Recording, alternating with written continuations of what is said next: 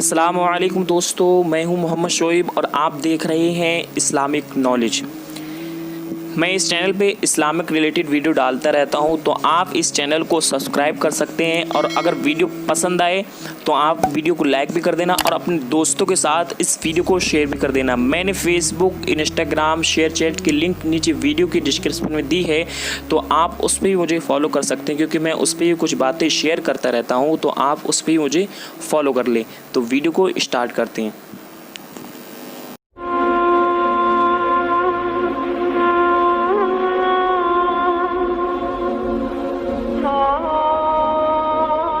मेरे आका सल्लल्लाहु अलैहि वसल्लम जामे तिर्मिज़ी की इस रिवायत में इरशाद फरमाते हैं, हज़रत सईदना सअद रज़ियल्लाहु ताला अन्हु रिवायत फरमाते हैं कि सहाबा ने दरियाफ्त किया, या रसूल अल्लाह सल्लल्लाहु अलैहि वसल्लम, ये जो लोगों पर आजमाइशें आती हैं, किस किस्म के लोगों पर किस किस्म की आजमाइशें आती हैं? तो मेरे आका सल्लल्लाहु अलैहि वसल्लम ने इरशाद फरमाया, जो जितने बुलंद बाला अरफा व आला मकाम पर फायज होता है, जो जितना अल्लाह के नजदीक होता है, उस पर उतनी ही बड़ी आजमाइशें आती हैं।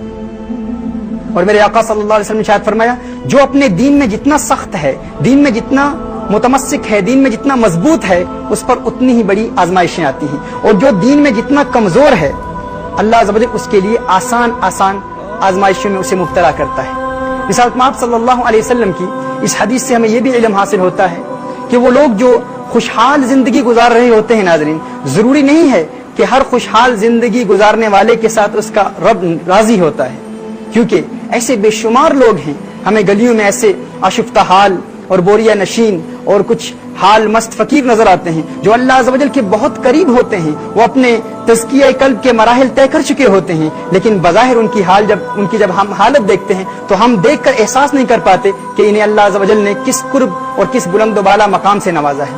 इसी तरह एक आबिद, अल्लाह का एक मुकर्रब बंदा, एक पहाड़ में इबादत करता था और उसके खाने का एहतमाम अल्लाह अज़्ज़ व जल ने एक अनार के दरख्त के जरिए किया।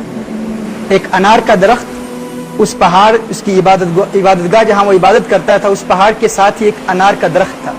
हर रोज अल्लाह अज़्ज़ व जल उसे 3 अनार अता फरमाता, वो 3 अनार खा लेता और वही उसकी रोजी थी, वही उसका रिज़्क़ था और वही उसके लिए किफायत कर जाता।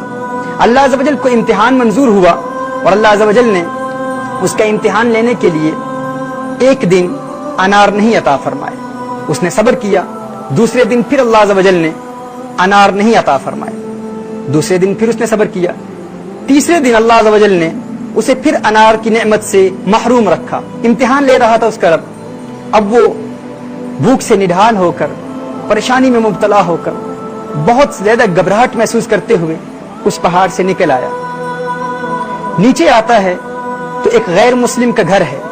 उस गैर मुस्लिम के घर पर दस्तक देता है, इस्लाम के मुनकिर के घर पर दस्तक देता है और भीख मांगता है, सवाल करता है।